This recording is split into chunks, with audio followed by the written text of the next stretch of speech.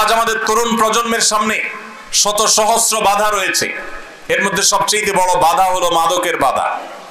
আজ আমি কয়েকটি মাদকের কথা আপনাদের সঙ্গে শেয়ার করতে চাই, যে মাদকগুলো আমাদের তরুণদেরকে ধ্বংস করে দিচ্ছে, যে মাদকগুলো আমাদের ক্যারিয়ার ধ্বংস করছে, যে মাদক আমাদের পরিবারগুলোকে ভেঙে খান খান করে দিচ্ছে, যেই মাদকতা আমাদের সমাজকে নষ্টের শেষ জায়গায় পৌঁছে দিচ্ছে, অতল তলে হারিয়ে দিচ্ছে, সেই মাদকগুলোর মধ্যে থেকে সর্বপ্রথম এবং প্রধান হলো খোঁজ যে মাদক দ্রব্য আছে সেগুলো। আজ মাদক দ্রব্য আমাদের অনেক ভালো এবং সম্ভ্রান্ত পরিবারের ছেলেদেরকে মেয়েদেরকে ধ্বংসের দ্বার প্রান্তে নিয়ে যাচ্ছে। বহু বাবা মায়ের চোখের পানি পড়ছে, বহু সন্তানের জীবন ধ্বংস হচ্ছে। কিন্তু এর শুরু যখন হয় তখন আমরা অনেকে টের পাই না। বিশেষ করে যারা বয়সে তরুণ তাদেরকে বলতে চাই, কেন ইসলাম বলেছে অসৎ সঙ্গে সর্বনাশ? কেন আল্লাহ সুবহানাহু ওয়া তাআলা কোরআনে নির্দেশ করেছেন, ইয়া আইয়ুহাল্লাযীনা আমানুত্তাকুল্লাহ ওয়া কুনু মা'আস সাদিকিন, হে ঈমানদারেরা, হে মুসলিম সদস্যরা, তোমরা সব সময় আল্লাহর তাকওয়া অবলম্বন করবে, আর এটার জন্য সত্যবাদী, ভালো, নিষ্ঠাবান এবং খালিস ভালো মানুষদের সান্নিধ্য এবং তাদের সংস্রব গ্রহণ করবে। আমরা যারা বয়সে তরুণ, আমরা লক্ষ্য রাখবো আমরা কাদের সাথে মিশছি। আমি যাকে বন্ধু হিসাবে গ্রহণ করছি, আমি যার সাথে মিশছি, যার সাথে উঠা বসা করছি, সে ভালো মানুষ কিনা, সে ভালো মুসলিম কিনা, সে 5 ওয়াক্ত নামাজ পড়ে কিনা। যিনি 5 ওয়াক্ত নামাজ পড়েন তার দ্বারা কখনো মাদক আসক্ত হওয়া সম্ভব নয়।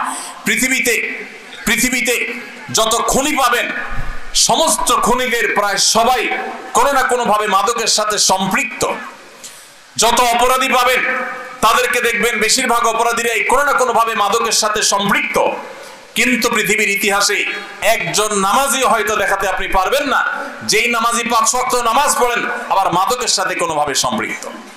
সম্মানিত উপস্থিতি, আজ সেজন্য আমাদেরকে দীপ্ত কণ্ঠে শপথ করতে হবে, আমরা মুসলিম হিসাবে ইসলামটাকে প্র্যাকটিস করব। এর জন্য কোনো প্রকার হেজিটেশন আমাদের হবে না, হীনমন্যতে আমরা ভুগবো না।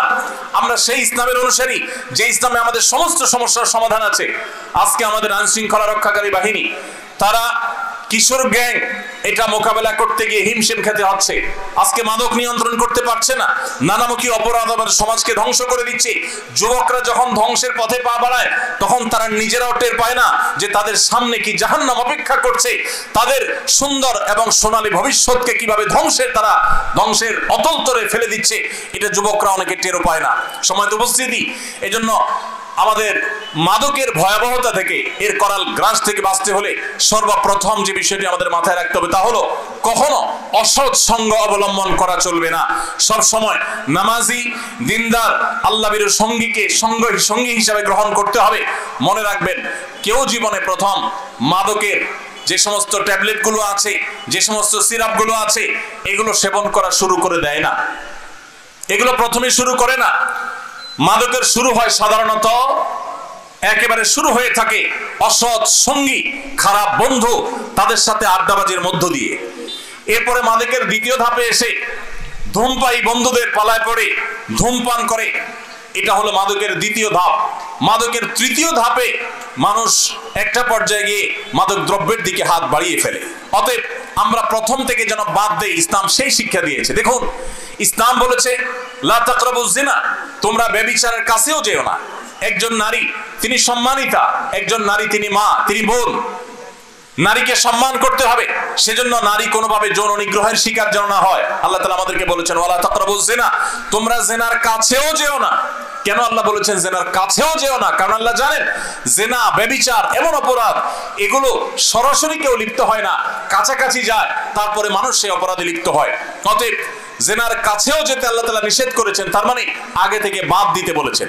আপনি কোনো অপরাধ এর দিকে পা বাড়াতে পারেন, কোন অপরাধের দিকে আপনি ধাবিত হতে পারেন, তার পথগুলো আগে থেকে রুদ্ধ করা এবং বন্ধ করার নির্দেশ কিন্তু ইসলাম দিয়েছে। সম্মানিত উপস্থিতি, এই জন্য সমস্ত অপরাধ এগুলো আগে থেকে বন্ধ করার, আগে থেকে সেগুলোর দ্বারগুলোকে বন্ধ করার নির্দেশনা ইসলাম দিয়েছে।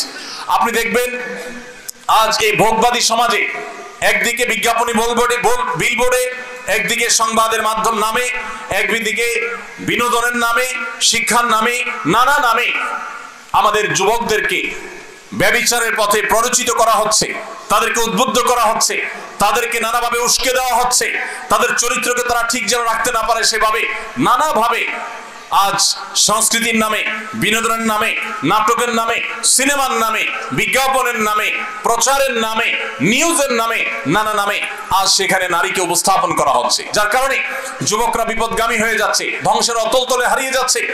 আর এই জন্য সমস্ত অপরাধের ব্যাপারে ইসলামের মূল নীতি হলো যে আগে থেকে বাদ দেওয়া, যে অপরাধে আমি পতিত হতে পারি আগে থেকে সাবধান থাকা।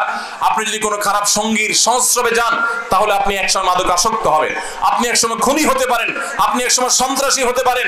ভাইরা আমার, আমাদের এই প্রিয় স্বদেশকে, প্রিয় মাতৃভূমিকে, এই সোনালী দেশকে যদি আমাদের সাজাতে হয়, মুসলিম হিসাবে মুসলমানের মুখকে যদি উজ্জ্বল করতে হয়, তাহলে আমাদের যুব সমাজকে ঘুরে দাঁড়াবার কোনো বিকল্প পথ খোলা নেই।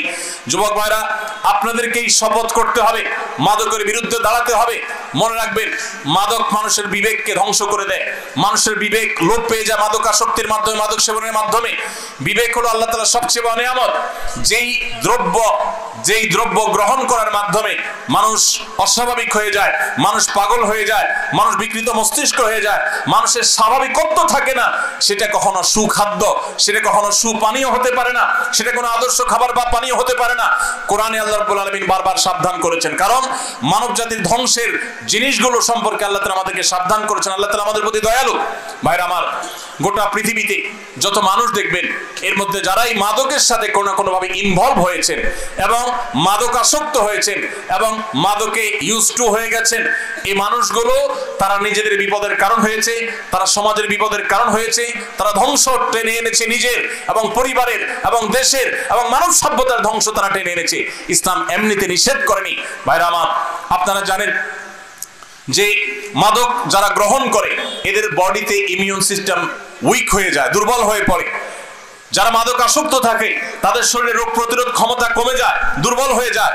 আমি শুধু একটা ছোট এক্সাম্পল আপনাদেরকে দিতে চাই।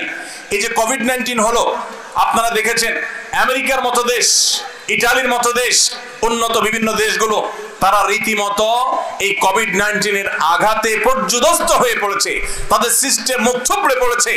আমাদের পার্শ্ববর্তী দেশ ভারতের দিল্লিতে লাশ সৎকার করার সিস্টেম ভেঙে পড়েছিল, লাশের স্তূপ হয়ে যাচ্ছিল, লাশ সৎকার করার মতো ব্যবস্থা হচ্ছিল না, সেটা নিয়ন্ত্রণ করা যাচ্ছিল না, এত বেশি মানুষ মারা গেছে।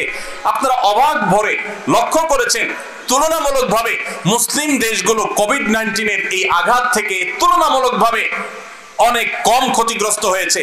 এবং স্পেশালি আমি যদি বলতে চাই, আমাদের প্রিয় মাতৃভূমি, আমাদের প্রিয় স্বদেশ বাংলাদেশ, এখানে কোভিড-19 কিন্তু উল্লেখযোগ্য তেমন কোনো ক্ষতি হয়নি। আমরা দেখেছি যে ইউরোপিয়ানদের কাছে, আমেরিকানদের কাছে অনেক ভালো মাস্ক ছিল, তাদের কাছে 3 লেয়ারের মাস্ক ছিল, অনেক স্বাস্থ্যসম্মত, এবং তাদের অনেক ভালো ভালো মাস্কের পাশাপাশি আপনার স্যানিটাইজার ছিল, তাদের হসপিটাল, তাদের চিকিৎসা ব্যবস্থা সবকিছু উন্নত ছিল।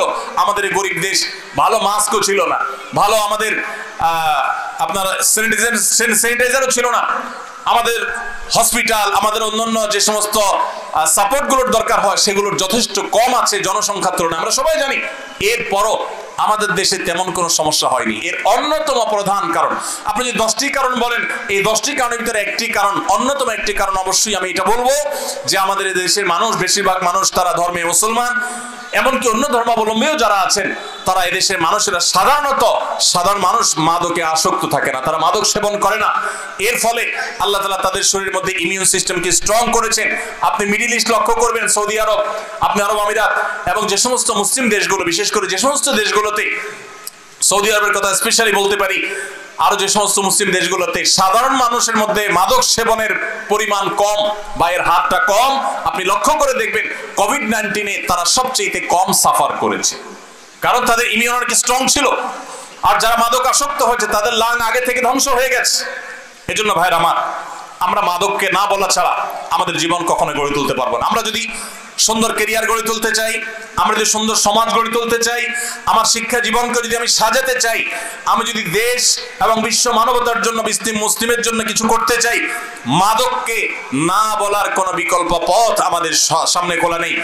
ছাত্র জীবন থেকে, তরুণ বয়স থেকে মাদকের দিকে হাত বাড়িয়েছে আর মানুষের মতো মানুষ হতে পেরেছে, এরকম একজন দৃষ্টান্ত আমরা দেখাতে পারবো না। এই জন্য আমরা মাদকের বিরুদ্ধে সবাই না বলবো তো ইনশাআল্লাহ।